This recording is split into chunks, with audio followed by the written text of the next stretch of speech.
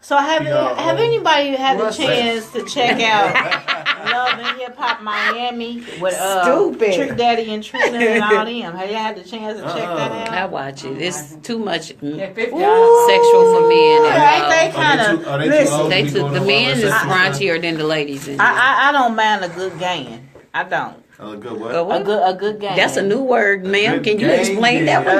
A good gang. You know, every now and then, you know, the ladies might come together or the fellas might come together. I have some LGBT friends. So I know some people, but that don't mean I need to be involved with it. So they got one. But I think the Love and Hip Hop Miami is like the gayest Love and Hip Hop Miami ever so far. Trina's cousins on there heard him on the radio. Bobby Light. That was too much.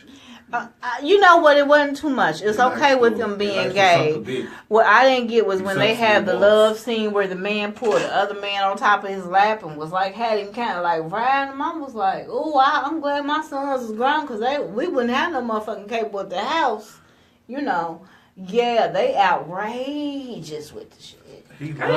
So one man lining another man up.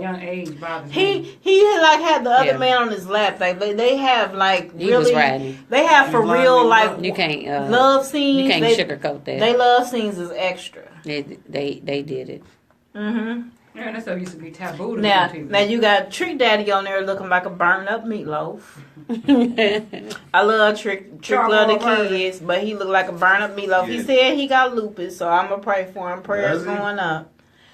But yeah, he trying to divorce his chick, and she looked like a slim horse. He does? No, she's like a slim Mr. Ed. She light skinned? No, I said a slim horse. She brown skinned in the face like Mr. Ed. Hang around Trina. Trina done been on there. Hey, weaves cheeked in the motherfucker. I'm just looking like, what's going on? Then you got the Lamera Negra girl. Yeah, Baptiste said it like Beyonce's. Oh, well, he said it look like what? Beyonce. Even Beyonce's Beyonce's. You killed me with that one. Beyonce. She got on a big old afro wig, and then the one chick, I think her name is Veronica Vega. She a blonde mix. You know, like I just don't believe so much that can't be real. Well, when you go to Latin can come any type of shade. So you got Latins that are dark skinned black. Mm-hmm. You got Latins that are all the way white with blonde hair. All of them is Latin. So one of them, this one, Veronica Vega. Now, you know, we've had a rapper on our show that got to talking nigga that was white. And he got to rapping and he got carried away. And he was like, these niggas this. And me and Mike Shaw was like, looking at each other like, hey. Because my thing is, I accept my light-skinned cousins, but all of my cousins are not light-skinned cousins, and they might swing. So, like, I'm going to let you slide. I might give you a pass, but some of my homeboys might see you say nigga, they going to steal off. They going to connect you. He wasn't a City for show. He got off of. City for show. You probably can't be white and say nigga in front of him rapping. So, like, I can account for what I'm going to do, but I can't account for what some of my friends. Well, you got to know your audience. Aisha want to know. Yeah. So, Veronica Vega, Trina had to check her because she had a video and she had a song that was popping, but she was talking about niggas. She was popping her coochie, and she had on the typical little leotards. You know how girls now, they do all their videos on leotards. They don't have on no clothes. And she was popping her coochie and talking about nigga, and Trina was like, hey, some of my friends have something to say about that. I mean, we don't like you saying nigga. And she felt like because she grew up in a black neighborhood. And that might be okay with the ones you grew up with. But that's not universally accepted. You know, I might be in Oakland with you doing the show, and you booked on my tour or whatever, and you get out there and you say nigga. Mess our money up. And they rush the stage and kick your ass. You know what I mean? That's why I said messing the money up. Because if that happens, the promoter's not going to want to pay you. Yeah. They might pay you. You might get your ass whipped by the fans, though, at the same time. You know what I mean? You might get your check. Your audience. I don't care what you do. You got to know what you can and can't say. So yeah, they did say that. Because Gary Owens don't even go that far. He's people know their boundaries. Yeah. So have you ever felt limited or categorized because of your hair? Because that's a big thing with us black women. The good hair, the bad hair, short hair, long hair. I felt in terms of my art, but not in my hair. How do you feel like it's affected your art? Because people, if they hear me in the church, I'm a gospel poet. If they hear me in the club, I'm a club poet. I'm just a poet that can write from A to Z. I don't like being put in. But now my passion is to be inspirational no matter what rip I do it in. Right. But I'm not a gospel poet. I'm not an erotic poet. I'm just a poet that can write according to the audience, and try to be just as effective no matter what audience I'm with. I've run into that problem. I want to be more of a inspirational poet because I feel like I have a lot to say as far as being a teen mother, but not a grandmother. Mm-hmm.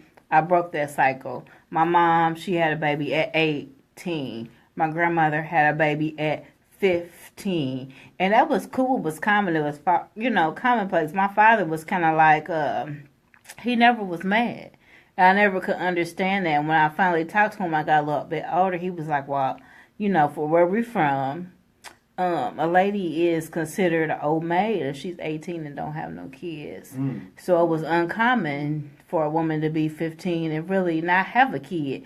But she also had a husband. So that's what they wasn't doing in the United States. You could be 15 back then and get married to somebody 21. Yeah, but they was getting pregnant. They was becoming mothers. But they was becoming mothers for their husband. So, I tried to talk about that on the other show. I was like, back in the day, way back, a man showed up to your house and he brought what he brought to the table. He came and talked to your daddy before he talked to you. And he said to the father, well, hey, I got a farm and I got 3-4 cows and I can provide for your daughter. Because it was a virgin daughter he was getting. You know what I mean? That was a difference. That was a change too. I can't just put it all on the men.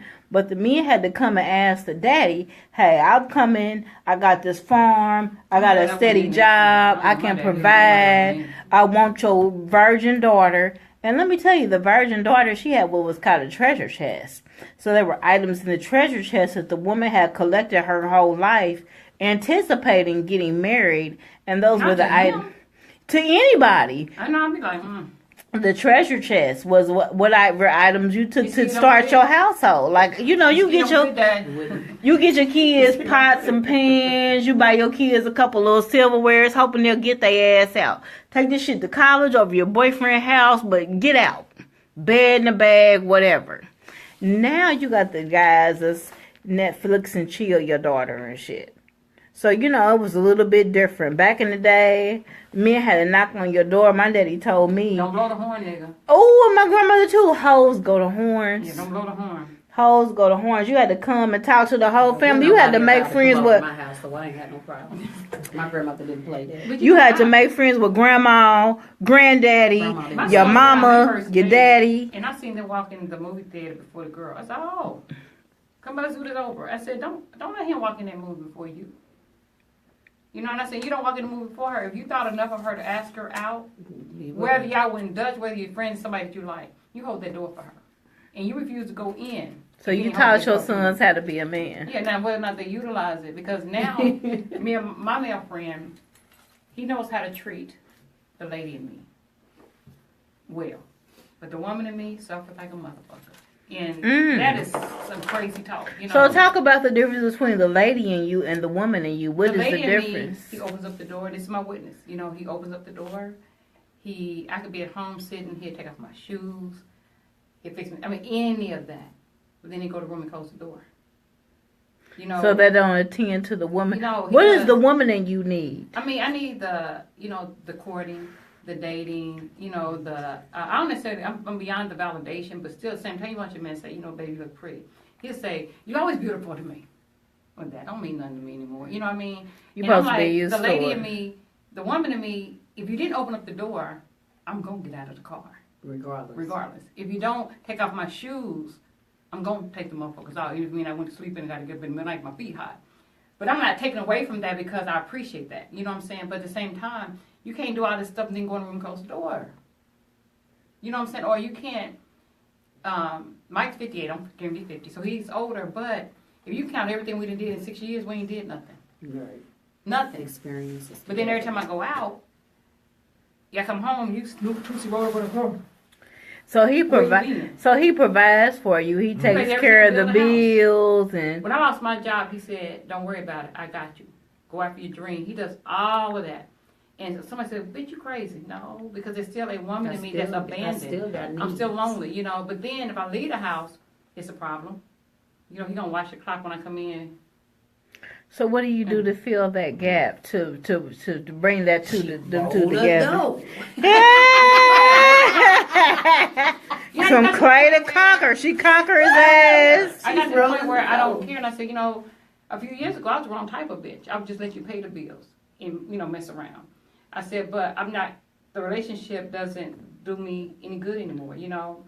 And then, like I told him, he said, well, we can't go nowhere without somebody knowing you. I said, I've been in the portrait bank for 20 years. I said, but I don't want to be hypnotic tonight. You don't go with hypnotic. You go with Teresa. Right. You know. I said, fuck hypnotic. You know. And he said, well, that's when they take me somewhere. Don't nobody know. Nobody don't know me. That means we got to hit the highway. Nowhere. Because as soon as you step foot in another state. you know, but I mean, Well, And I've had that happen. I'm your woman. And then I was accused. You put somebody way down Yeah, here. in Memphis, because we just got here What's and wrong? already somebody done. You know, but I'm like, you know, it's You can't know nobody. Hey, the pussy is the bullshit. coochie is well renowned all over the But no, country. but it ain't even It's not. that. Because it's not that person even knew me for like that. That person see me on stage through somebody else. I'm connecting you And with it was somebody else. just, ain't you A telling me don't fan. you do comedy? Yeah. So now I'm fucking And then you somebody can't waiting hug. another state because I hug somebody somebody. knew my name. My tickets are $20. I ain't knocking nobody else with whatever price they pay. I sell my tickets for $20 because I got a band to pay, I got a venue, I got artists to pay. I can't do that off a $5 ticket. I'm Right. sorry. Mm-hmm. But everybody's gonna be on my ticket. It's going to get paid, even down to Charlene, who assists me on everything. You know, everybody got to get paid. If I'm eating, everybody eating. Mm-hmm. But if I got somebody, a friend of mine, he's supported me for 20 years. He bought 12 $20 tickets plus tip me. Well, he bought his mama, his fiance, probably the cat dog, whoever else to the show. I'm gonna hug cat dog. Mom, Right, going down the line. I'm gonna hug her Thank you, ovaries. because Because I need y'all to Right, come to the right. next I one. would have been trying to figure out. I would have been. say, you hugged him for 3 seconds. I said, motherfucker, you counted that? 3 Wow, seconds. 3 seconds. motherfucker. He said, How was you 3 supposed to seconds. hug him for 2? Nigga, I Damn. squeezed breast milk on him for buying 10 tickets, 12 tickets, whatever he bought. You know what I'm Right, saying? right. I said, but you so caught up on who I'm hugging. You forget, I can't forget these people that supported me for 20 Right. years. I said, I've been with you for 6 years. I've been with them for 20. I said, I'm not putting them before you, but everything has a lane. You know, you trying to drive all over the street. You trying to get into a head It's not all over the street. You my man still over here. These are my children. These are my porters. These are my friends. I'm sorry you ain't got no friends. Right. I said, I tell That's you not what, my fault. you know, it's not That's my not my fault. fault. I said, I'm a third of my city know me as hypnotic, and I'm not bragging. I'm humble as Right, possible on right. this. I've been in You this see, thing I for had to 20 get her to talk freaking about her years, gigs you know? and stuff. And I ain't new to this, you know. But Dang, you new to cool me. today. You new to this. Ooh. Yes. You know, Right. you You know knew to me. You know, if I said, but you don't know, I could be, you know, playing both sides of the fence. I could hug her for 3 seconds and squeeze her booty behind. You wouldn't know that, Mm-hmm. you know. But That time. it is whatever. Yeah. You know, it's frustrating to me It's because frustrating I know that he loves me, and he can only love me how he knows how. But now let me teach you how to love me. I'd rather pay half the bills and enjoy my relationship than for you to pay all the bills. Ooh. And I feel Dictatorship. suffering. It's a dictatorship. So what I tell him, I say, you know what, Mike did some. I didn't mean to say your name, baby, but You anyway, good. he did some jail time. So I think part of him is still up here because he get mad at me. He got little snacks in the room, bed, Nah, like it's in the TV, joint. toilet. I said, go on in the cell block. You got your eats, your hots, No. your tots, you know, whatever. Because if we're gonna deal with something, we got to deal with it right here. Let's put it On the table. See this? Hey, On y'all. the table. I'm throwing that at you because I ain't got nothing else to throw at you for that shit. Go to cell block. Put it Go on to the cell table. block. I'm on the cell block. Oh, Well, all right, my we- God. I'm not going to jail with you. It's I'm time- not suffering. It's time to I'm wrap going the show up. It's to enjoy my 10:38. life. Yes. We don't went over time or whatever, but if you want to book Hypnotic for a show, if y'all want to have her book, do some earrings for y'all or girls' night, contact me and let me know. We got I think poetry, we she's got gonna be a comedy, vendor for us in South Bend. Saturday, I'm gonna be at Joker's Live Comedy Club, 227 South Meridian. Come down there. It's gonna be me, Landon, Princeton dude, and what's his name from Ohio? Hey Jay Hayward. He's going to be there. He's going to be our host. So, yeah, we're going to be doing the show down there. And then next week on March 1st, we're taking this thing to Cincinnati. I mean, if they get together early, we can leave at 3 and go to Papa Do's. I don't know. But otherwise, we'll be on the show. It's the Facebook Live comedy show. And y'all know we the queens and kings of Facebook Live. That's the shit that we do.